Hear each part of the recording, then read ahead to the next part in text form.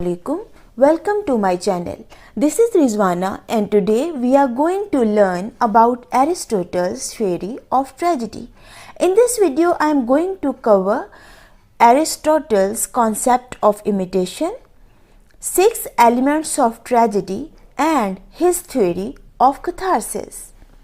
If you are new to my channel, subscribe to it, press the bell icon and click all option so that you may find the notifications of all my upcoming videos. So, let's start. All the discussion on the nature, function and effect of the tragedy begins with Aristotle's definition of tragedy that was presented in Poetics.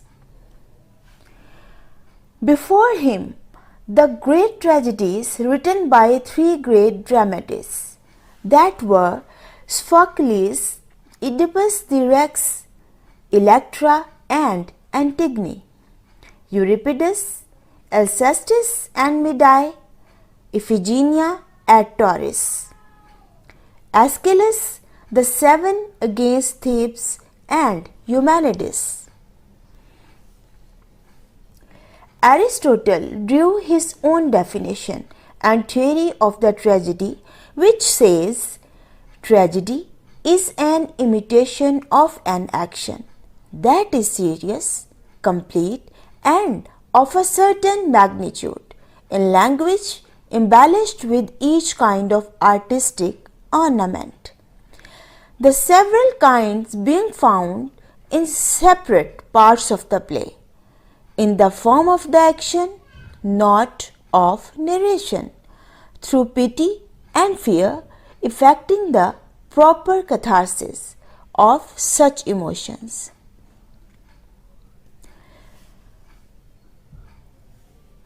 He has put forward his theory of imitation. He said, tragedy is the imitation of an action according to the law of probability or necessity. Tragedy dramatizes what may happen rather what has happened. Tragedy, however, is rooted in the fundamental order of the universe. It creates a cause and effect chain that clearly reveals what may happen at any time or place, because that is why the world operates. Tragedy therefore arouses not only pity but also fear, because the audience can envision themselves within this cause and effect chain. Tragedy differs from other forms of poetic imitation, according to Aristotle. Tragedy differs from other imitative arts in the object of imitation, that means it must have serious actions. So, the tragedy differs from comedy. It differs from other imitative arts in the manner of imitation, which means it differs from epic that uses the manner of narrative, while the tragedy represents life through acting.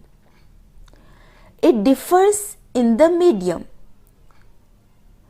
Tragedy differs from other forms of poetry as it employs embellishments of pluriable accessories like verse for dialogue and song for chorus.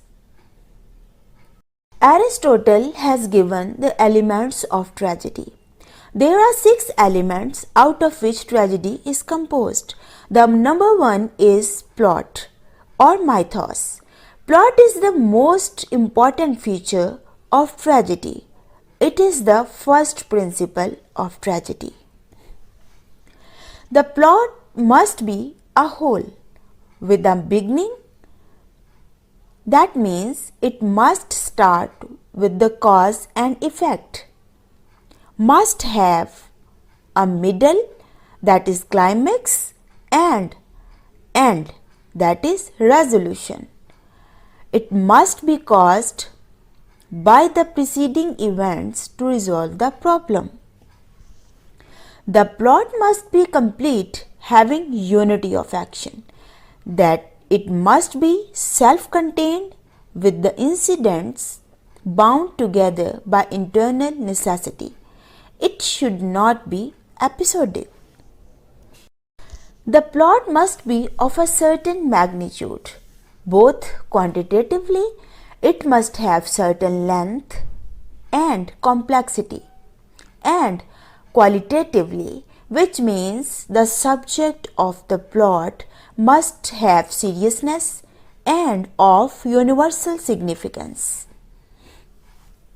The plot must be complex as it has both reversal of intention, that is propriety, and recognition, that is called by Aristotle anagnosis, connected with the catastrophe. It can be applied to Oedipus the Rex in the scene of suffering. The second element of tragedy put forward by Aristotle is character or ethos. The protagonist of tragedy should be renowned and prosperous. His change of fortune due to hamartia or tragic flaw by Bradley. Aristotle calls it some error of judgment, rather more moral drawback or depravity. The character must be good or fine for moral purpose. It must be fit to character or true to type. For instance, valor is appropriate for a warrior, not for a woman. It must be true to life. That is, it must be realistic. It must be consistent, that is, true to themselves. Necessary or probable. Characters must be logically constructed. The character must be true to life, yet more beautiful. That is, it must be idealized or ennobled. Aristotle has excluded some sort of characters from the concept of tragedy, arguing that tragedy aims at exciting the emotions of pity and fear. Aristotle excludes the downfall of completely virtuous man as it shocks the spectators. Utter villain is rejected as the fall from prosperity to depravity would satisfy our sense of justice, but the rise from adversity to prosperity is not to be tolerated. So, the person who stands between both complete villainy and complete goodness, like ourselves, is the ideal tragic hero. Number 3 element of tragedy is thought, that is DIANOIA. Thought is found where something is proved to be or a general maxim is enunciated. How speeches should reveal character also includes what we call the themes of a play.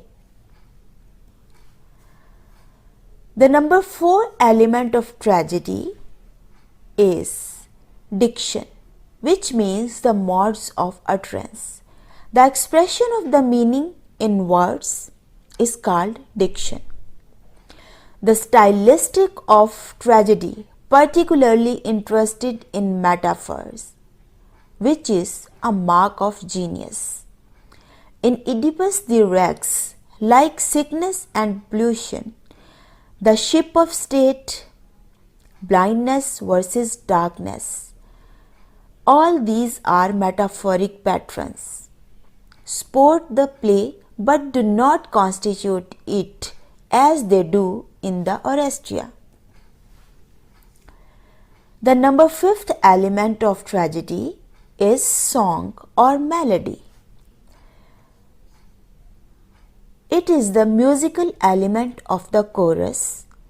Aristotle argues that chorus should be fully integrated into the play like an actor rather than mere interludes. Spectacle or OPSIS. Fear and pity may be aroused by spectacular means, but they may also result from the inner structure. Aristotle has given the idea of catharsis, which means the purgation or cleansing of the tragic emotions of pity and fear. Aristotle seems to be employing a medical metaphor, which means tragedy arouses the emotions of pity and fear in order to purge away their excess, in order to give the aesthetic pleasure to its audience. Many critics has criticized Aristotle's concept of tragedy in many ways.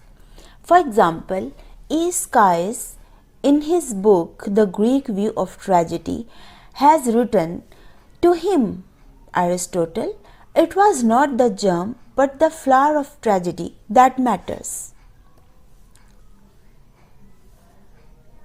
F.L. Lucas, in The Tragedy, wrote, "Today, if we try to remold the definition of Aristotle, it may run simply to a serious drama, is a serious representation by speech and action of some phase of human life." Aristotle's theory of tragedy has influenced the critics and theorists of every age. Senecan, Renaissance, and modern theories of tragedy are more or less influenced by Aristotelian notions of tragedy. The modern theories that were influenced by the Aristotle's theory of tragedy are A.C. Bradley, that under the influence of Aristotle wrote and has given the 5 elements of tragedy that are almost similar to Aristotle's concept of tragedy. In the Shakespeare's tragedy 1904, these 5 elements are tragic flaw, beginning, growth and ending of the conflict, and catastrophe. Northrop Frye has also given the 5 stages of tragedy that are more or less are similar to Aristotelian theory of tragedy. These 5 stages of tragedy are encroachment, complication, reversal, catastrophe, and recognition. The main features of Aristotle's concept of tragedy cannot be ignored easily. The weakness of his conception is the fact that it is based on Greek tragedy alone. Yet, his views are the foundation on which all subsequent discussion of literary aesthetics has most squarely based itself. His views on tragedy are the history of tragedy. This is all about today's video. Hopefully you have learned all about the concept of tragedy that is given by Aristotle.